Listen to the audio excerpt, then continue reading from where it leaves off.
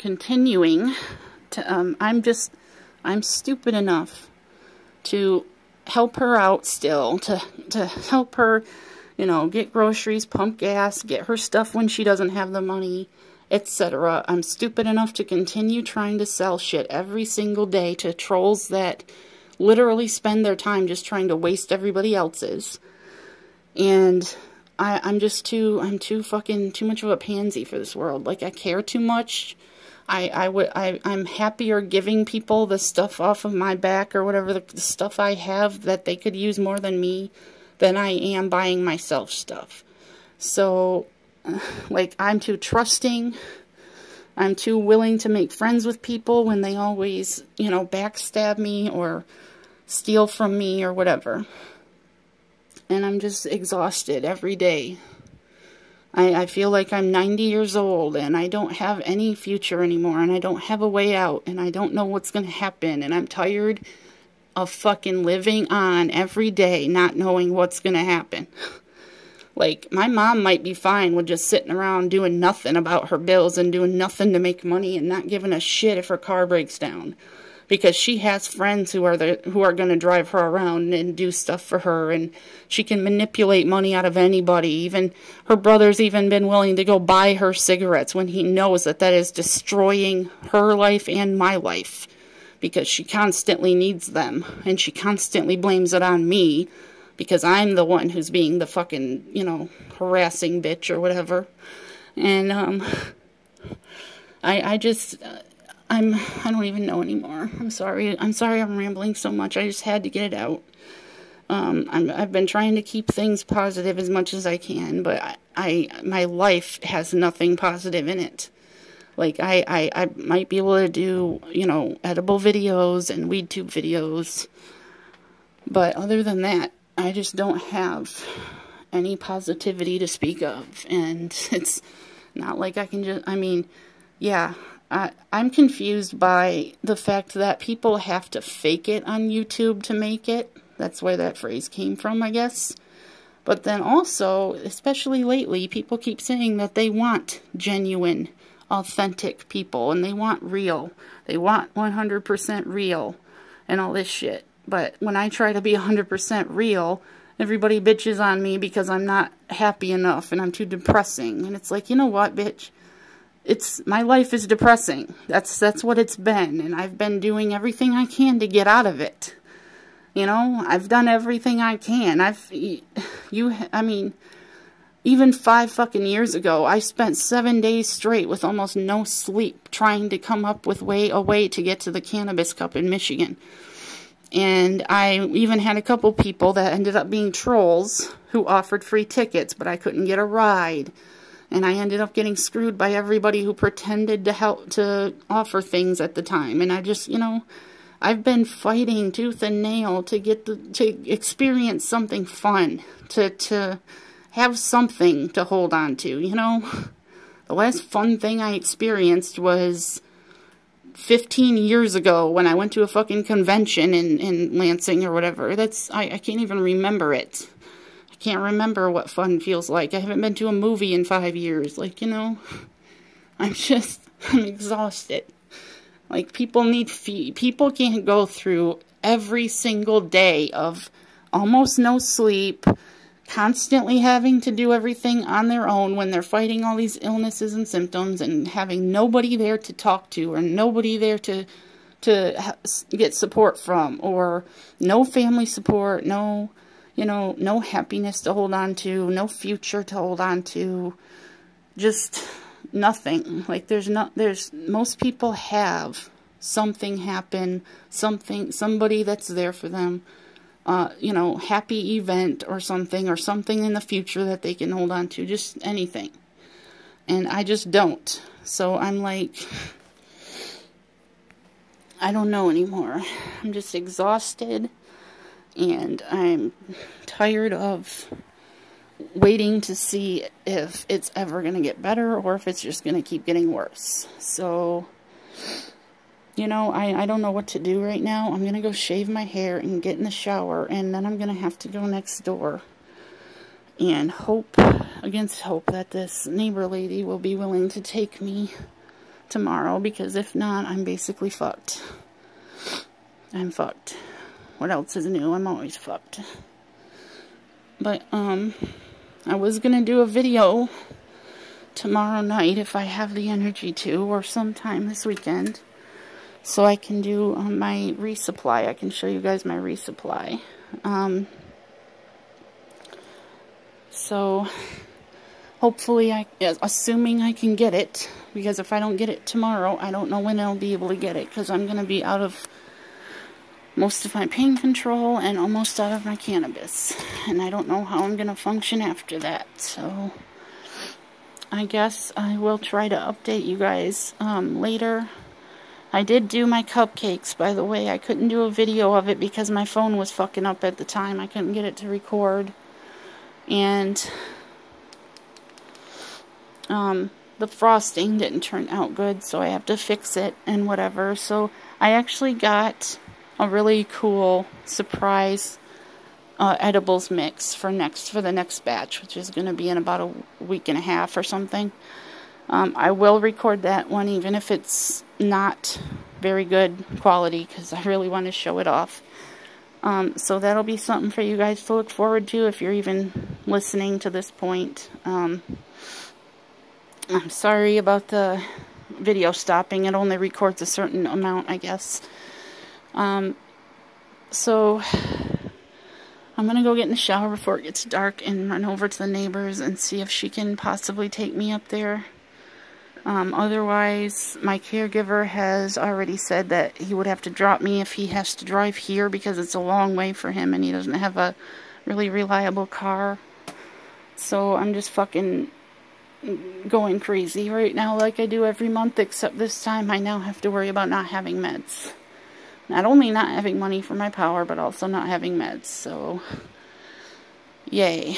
I will try to do a supply video as soon as possible, and I will try to have something happier for you guys to watch, and I hope you guys are all hanging in there. And also, I heard that WeedTubers are being kicked off. I'm assuming I'm just not big enough for them to give a shit about, obviously, but if I start having, I'll probably go join the WeedTube.com. That's the new gathering place for WeedTubers, for everybody to have a safe place to have videos. I'll probably join that and do that, but I'm going to try to keep my YouTube channel going, because it took me 3 fucking years to get this far, to the 150 or however many subscribers I have. I don't know how many have left, since I haven't done hardly anything lately, but I'm hoping the WeedTube will be more popular for subscribers, because that's where you can find specifically cannabis-related videos. I'm hoping it'll be better. I'm hoping I'll get more subscribers there, but just in case, I'm going to keep this channel going for basically everything. I did delete a bunch of videos that I uploaded that were just depressing life-related stuff, because everybody was hating on them. And they all got negative likes, so I might at some point re-upload one if it's important enough, but otherwise I don't give a shit anymore.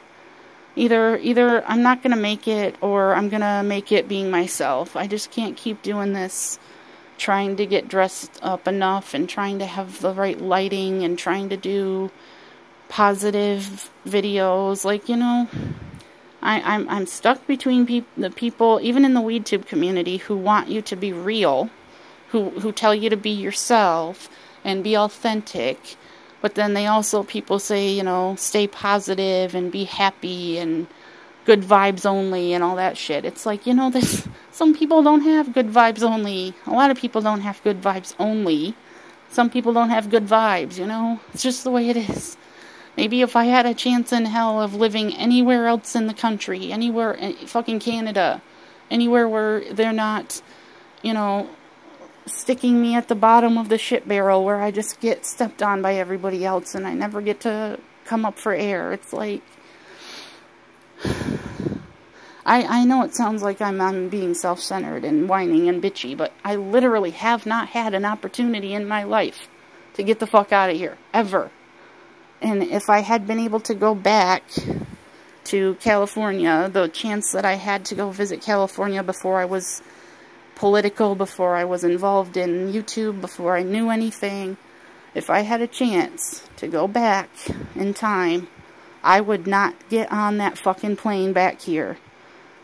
They would not be able to drag me back here unless it was in a body bag. I can tell you that right now. Like, I would never have gotten on that plane if I knew what my future was going to be like here. I could have easily gotten established there with my medical cannabis, which I was, by the way, I was 16 when I went to California for a Make-A-Wish thing.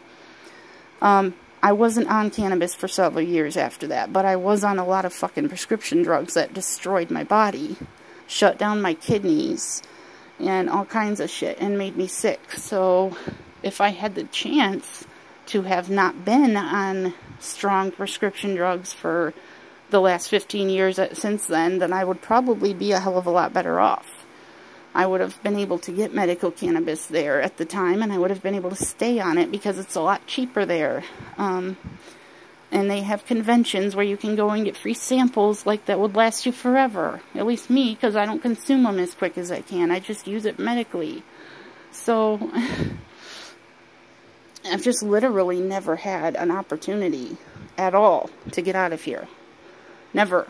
Like, I've been willing to trade every possession I have for a used van or a used camper or a used SUV or whatever I can manage to sleep in for the last 5 years. I've been, ever since I came back from the hospital, I'm like, I don't give a shit about this stuff.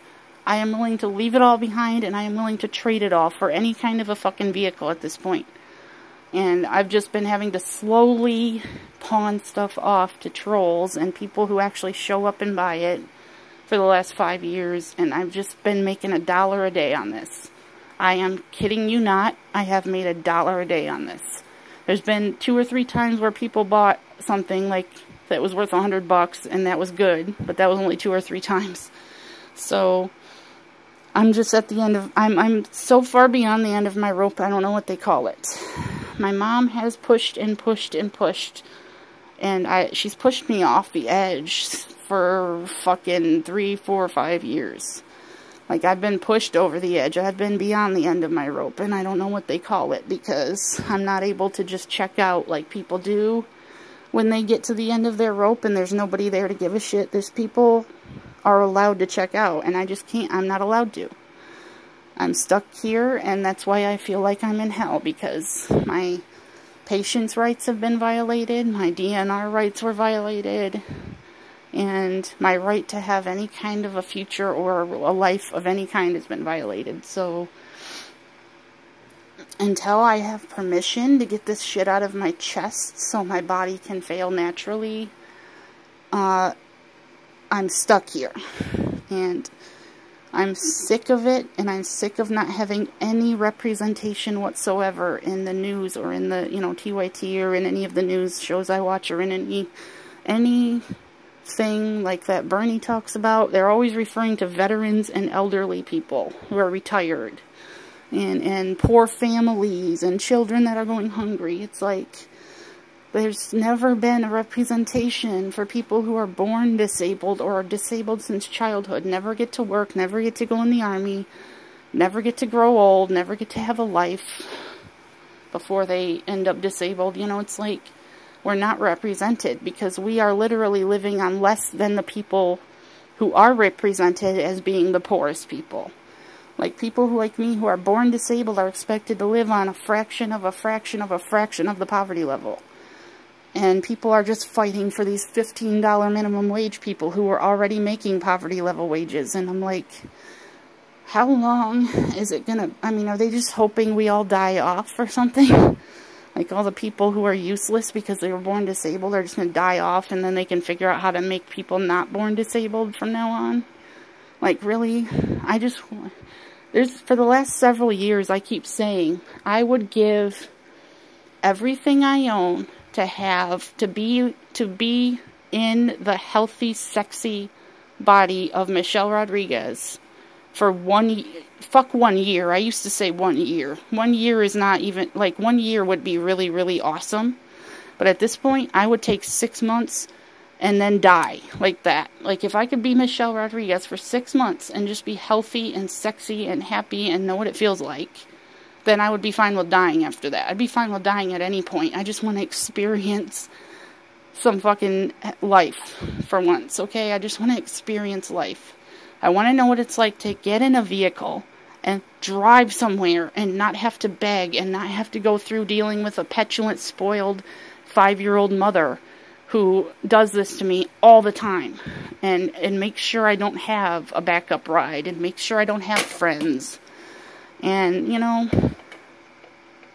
I just want to know what it's like. And I know this rant sounds like I'm the spoiled, petulant one. I'm well aware of that. I tried for the last 5 years being as polite about it as I can and trying to make it sound like I'm not being selfish, but at this point, after I spent 30 years being not selfish, I'm beyond that. I'm like, you know, when humans have to fight for survival, being polite is not really a priority. At this point, I'm not allowed to die, so I'm fighting to be allowed to live not in hell, basically. I'm fighting tooth and nail for my survival, and I can't fucking be polite. My mom is being selfish for petty reasons because she wants her fix for her next pack, or she wants to not have to work for her money, or she wants to just have, you know, constantly complaining that she can't have sex anymore even though she's 53 years old and she's had sex many times. Like, she's been married 4 times and divorced 4 times. And she can't even take into account that I have never been in love. I have never had consensual sex. I have never made out with somebody. I have never had somebody love me that much. And yet, all she can think about is, oh, my shoulder hurts too much, or I don't feel like it, and I want to sleep 18 hours a day, and who cares if you have to sit there for 8 hours fully dressed and ready to go. I want to take another nap, or whatever. It's petty bullshit that she's selfish about. The only time I'm selfish is when I am at the end of my rope and I'm like, bitch, you're the one who gave birth to me, okay? I didn't have a say. You're the one who made sure that I didn't have any freedom or any friends or any transportation or any way out of here or anybody to rely on but you. And you made sure that when you wanted to have sympathy, you dragged me around all over the tri-state area, okay, from age 13 or 14, trying to get somebody to cut me open, okay? Every doctor we saw for 3 years told her I am too fucking young to have a spinal surgery, and she still dragged me around, begging and crying and getting sympathy from every doctor we saw until somebody agreed to cut me open. And that's when my life was ruined, okay? My first back surgery ruined my freaking chances at having a normal life. And she dragged me around for 10 years, getting different surgeons, getting different doctors, crying and acting like her life was ruined because of it. She's the one who chose to do that. She had Munchausen's by proxy syndrome, and once she started having slightly poor health problems or whatever, she just switched over to herself so she could just go around herself and get sympathy and tell people she has cancer when all it was a benign cyst that was removed. And she's, you know, this is the way she is. And I felt like from the day I was born, I was her shrink. I was her emotional and sometimes physical punching bag. I was her entertainment provider. I was definitely her scapegoat for every single thing that happened to her that she didn't like, or everything that she did that was wrong. It's always my fault. And this, you know, she literally threatens me and holds that vehicle and that ride over my head constantly. And if I try to discuss anything with her, she threatens me all the time. And she, you know, acts like what other people think about her and how her, I guess, her wealth, it used to be her wealth. She used to pretend she was rich all the time. Now she just pretends like she's got cancer or something all the time. And she's always cared more about what other people think than anything in the world. And that's why when I was almost bedridden after my first surgery and I had to go to the ER, I still had to shave my legs first, because that was embarrassing to her if I went there and had my legs were all hairy or whatever.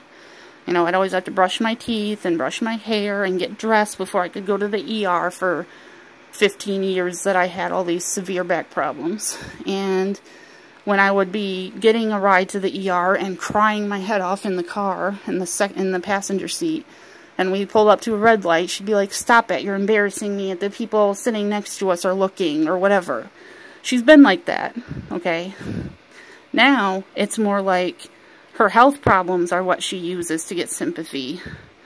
And she, you know, she did care more about what everybody thinks than anything else, but now, if we're out in public and I say something under my breath to her that, like, for example, we were at a yard sale last summer, and it was crowded, and I was standing behind her, and she was trying to hand me more stack of kids' books that she wanted for the non-existent grandchild, and I was like, "Mom, you need to move, somebody's trying to get through here," and I said it really quietly, and she turned around and glared at me like you would not believe this glare. It's like a comical movie villain type glare that people saw.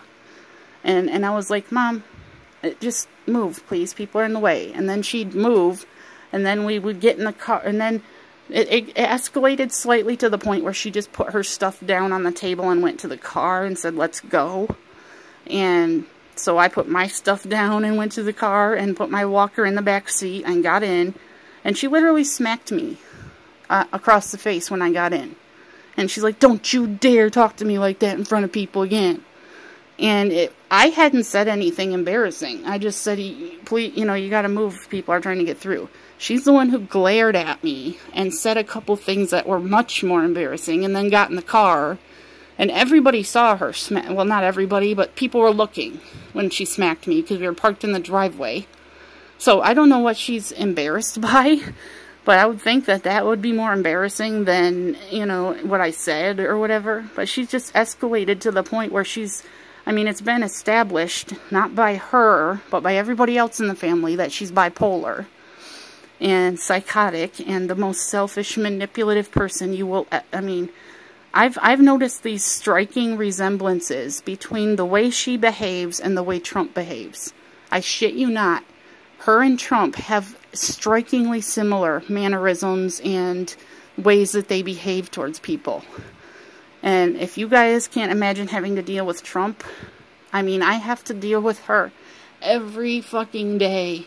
And sometimes not, because sometimes she'll go days without responding, and I'm just having to deal with her not responding when it's important.